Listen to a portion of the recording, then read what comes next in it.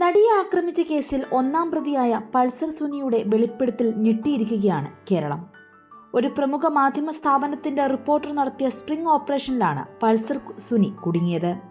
നടിയെ ആക്രമിച്ച് അവളുടെ വീഡിയോ എടുത്ത് ലക്ഷങ്ങൾക്കും കോടികൾക്കും വിറ്റ പൾസർ സുനി അതേപോലെ മറ്റൊരു വീഡിയോയിൽ കുടുങ്ങിയ കാഴ്ചയ്ക്കാണ് ഇന്ന് കേരളം സാക്ഷ്യം വഹിച്ചത്.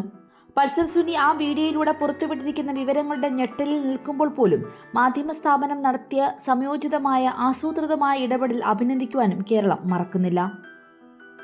ഈ മാധ്യമ സ്ഥാപനത്തിലെ റിപ്പോർട്ടറുടെ മാസങ്ങൾ നീണ്ട പ്രയത്നത്തിനൊടുവിലാണ് പൾസർ സുനി ഈ ഒളിക്യാമറയിൽ കുടുങ്ങിയിരിക്കുന്നത്. പൾസർ സുനി ജാമ്യത്തിലിറങ്ങിയ നാൾ മുതൽ പൾസർ സുനിയുമായി ഒരു അഭിമുഖത്തിനായി ഇദ്ദേഹം ശ്രമിച്ചുകൊണ്ടിരിക്കുകയായിരുന്നു. ഏതൊക്കെ രീതിയിൽ നോക്കിയിട്ടും അത്തരത്തിലൊരു അഭിമുഖത്തിന് പൾസർ സുനി തയ്യാറാകാതെ വന്നപ്പോൾ എടുത്ത പുതിയൊരു നാടകത്തിനാണ് ഇപ്പോൾ പൾസർ സുനി കുടുങ്ങിയത്. നടിയെ ആക്രമിച്ച വിഷയവുമായി ബന്ധപ്പെടുത്തി താൻ എഴുതുന്ന പുസ്തകത്തിൽ ചില വസ്തുതകൾ പൾസർ സുനിയുടെ ഭാഗത്തു നിന്നും വേണമെന്നും അത് നൽകുവാൻ മനസ്സുണ്ടാകണമെന്നും അപേക്ഷിച്ചുകൊണ്ട് ഈ മാധ്യമപ്രവർത്തകൻ പല ആവർത്തി പല രീതിയിൽ പൾസർ സുനിയുമായി ബന്ധപ്പെടുവാൻ ശ്രമിച്ചു. ഒടുവിൽ ഒരു സമയത്ത് പൾസർ സുനി ഇതിന് തയ്യാറായി. മാധ്യമപ്രവർത്തകന്റെ ശരിയായ ഉദ്ദേശം എന്താണെന്ന് മനസ്സിലാക്കുവാനുള്ള ഒരു ട്രയൽ ആയിരുന്നു അത്.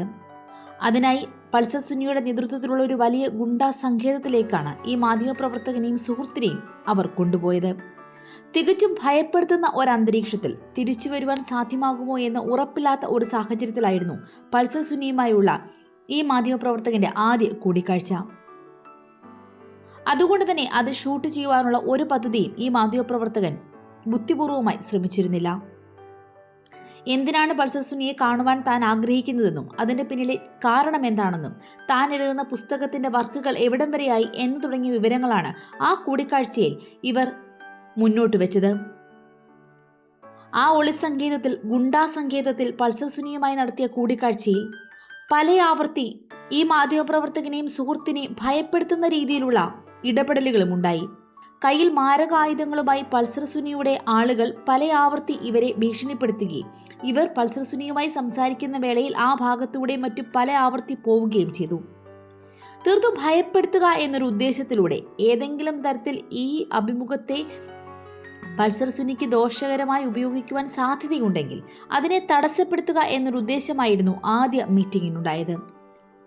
മീറ്റിംഗിനൊടുവിൽ താൻ അതുവരെ എഴുതിയിട്ടുണ്ട് എന്ന് പറഞ്ഞ് ഈ മാധ്യമപ്രവർത്തകൻ കാണിച്ച പുസ്തകത്തിന്റെ കുറിപ്പുകൾ വായിച്ച് ബോധ്യപ്പെട്ടതിന് ശേഷമാണ് പൾസർ സുനി ഈ വിഷയത്തിൽ തനിക്ക് ചിലത് പറയുവാനുണ്ട്, പിന്നീടൊരിക്കൽ കാണാം എന്ന് പറയുന്നത്. ആ രണ്ടാം കൂടിക്കാഴ്ചയുടെ ദൃശ്യങ്ങളാണ് ഇന്ന് കേരളം കണ്ടുകൊണ്ടിരുന്നത്. ആ രണ്ടാം കൂടിക്കാഴ്ച മാധ്യമപ്രവർത്തകന് കുറച്ചുകൂടി സഹായകമാകുന്ന ഗുണകരമാകുന്ന ഒരു ഇടത്തേക്ക് മാറ്റുവാനും ആദ്യ കൂടിക്കാഴ്ചയിലെ വിശ്വാസ്യത സഹായിച്ചു. അങ്ങനെ കൊച്ചിയിലെ ഒരു പ്രമുഖ പ്രദേശത്താണ് രണ്ടാം കൂടിക്കാഴ്ച നടന്നത്. ആ കൂടിക്കാഴ്ചയിലെ വിഷ്വലാണ് ഇന്ന് കേരളം കാണുന്നത്. ആ കൂടിക്കാഴ്ചയിലൂടെ പൾസർ സുനി മുന്നോട്ട് വെച്ച ഓരോ വാക്കുകളും കേരളത്തെ ഒന്നാകെ ഞെട്ടിക്കുന്നതായിരുന്നു. കുടുംബം തകർത്തതിലുള്ള വൈരാഗ്യം കാരണമാണ് ദിലീപ് ഇത്തരത്തിൽ ഈ നടിയെ ആക്രമിക്കുവാൻ തനിക്ക് കൊട്ടേഷൻ നൽകിയതെന്നും 1.5 കോടിക്കാണ് കൊട്ടേഷൻ എന്നും അതിൽ 80 ലക്ഷം താൻ വാങ്ങിയെന്നും തനിക്ക് ആവശ്യമുള്ള സമയത്തെല്ലാം തന്നെ ദിലീപ് പണം നൽകി സഹായിച്ചിട്ടുണ്ടെന്നും ഈ കേസ് പൂർത്തിയായി കഴിയുമ്പോൾ താൻ ശിക്ഷിക്കപ്പെട്ട് പുറത്തിറങ്ങി കഴിയുമ്പോൾ ദിലീപിനോടൊപ്പം ഒരു സിനിമ എന്നതാണ് തന്റെ മോഹമെന്നും പൾസർ സുനി ഈ വീഡിയോയിൽ പറയുന്നു. ഈ നിമിഷം വരെ താൻ ദിലീപിനെ സംരക്ഷിക്കുകയാണ് ചെയ്തിട്ടുള്ളതെന്നും ഒരു തരത്തിലും ദിലീപിനെ ചതിക്കുവാൻ താൻ തയ്യാറല്ല എന്നും പൾസർ സുനി വീഡിയോയിൽ പറയുന്നുണ്ട്. കേസിന് തികച്ചും ആസ്പദമായ മൊബൈൽ ഫോണും മെമ്മറി കാർഡും കണ്ടെത്താൻ കഴിയാത്തത് പോലീസിന്റെ കുഴപ്പമാണെന്നും പറഞ്ഞു വെക്കുന്ന പൾസർ സുനി അതൊരിക്കലും കിട്ടില്ല എന്നും ഭദ്രമായി തന്റെ കയ്യിലുണ്ടെന്നും കൂടി പറയുന്നു. അതുമാത്രമല്ല, ഈ അക്രമം നടന്ന ആ ദിവസത്തെക്കുറിച്ചും വിശദീകരിക്കുന്നുണ്ട്. എന്നാൽ അത് അതിജീവിതയുടെ സ്വകാര്യതയെ ബാധിക്കുന്ന വിഷയമായതുകൊണ്ട് മാത്രം ഈ മാധ്യമ സ്ഥാപനം അത് പുറത്തേക്ക് വിട്ടിട്ടില്ല. എങ്കിലും ആ റിപ്പോർട്ടർ പറഞ്ഞു വെക്കുന്നത് അല്ലെങ്കിൽ ആ മാധ്യമ സ്ഥാപനം പറഞ്ഞു വെക്കുന്നത് അത്രയേറെ നിഷ്ഠൂരമായ ക്രൂരമായ പീഡനമാണ് ആ പെൺകുട്ടി ഏൽക്കേണ്ടി വന്നത് എന്നതാണ്. സഹകരിക്കുന്ന രീതിയിലുള്ള ഒരു വീഡിയോ ആണ് തനിക്ക് ആവശ്യമെന്നും അതാണ് തനിക്ക് കൊട്ടേഷൻ നൽകിയവർ ആവശ്യപ്പെട്ടിരിക്കുന്നതെന്നും അങ്ങനെ സഹകരിച്ചില്ല എങ്കിൽ കൂട്ടബലാത്സംഗത്തിന് വിധേയാകേണ്ടി വരും എന്ന് പറഞ്ഞ് നടിയെ ഭീഷണിപ്പെടുത്തിയെന്നും പൾസർ സുനി പറയുന്നു. ആ സാഹചര്യത്തിൽ കാര്യം വ്യക്തമായ നടി കൂടുതൽ തുക തനിക്ക് ഓഫർ ചെയ്തുവെന്നും എന്നാൽ ഈ പീഡന ദൃശ്യങ്ങളെല്ലാം തന്നെ ലൈവ് സ്ട്രീമിങ്ങിലൂടെ കൊട്ടേഷൻ നൽകിയ ആൾ കണ്ടുകൊണ്ടിരിക്കുകയായതുകൊണ്ട് നടി നൽകിയ തുക താൻ സ്വീകരിച്ചില്ലെന്നുമാണ് പൾസർ സുനി പറയുന്നത്. മറ്റൊന്നുകൂടി പൾസർ സുനി പറയുന്നത്, സമാനമായ സാഹചര്യം മലയാള സിനിമയിൽ വീണ്ടും ഉണ്ടായിട്ടുണ്ട്. അത്തരം കേസുകളിലെല്ലാം തന്നെ നടിമാർ അതിനോട് ഒത്തുതീർപ്പിലേക്ക് പോകുന്നൊരു കാഴ്ചയാണ് ഉണ്ടായിട്ടുള്ളത്. സിനിമാ ലോകത്ത് ഇതൊക്കെ സ്വാഭാവികമാണെന്നാണ് പൾസർ സുനി പറഞ്ഞു വെക്കുന്നത്.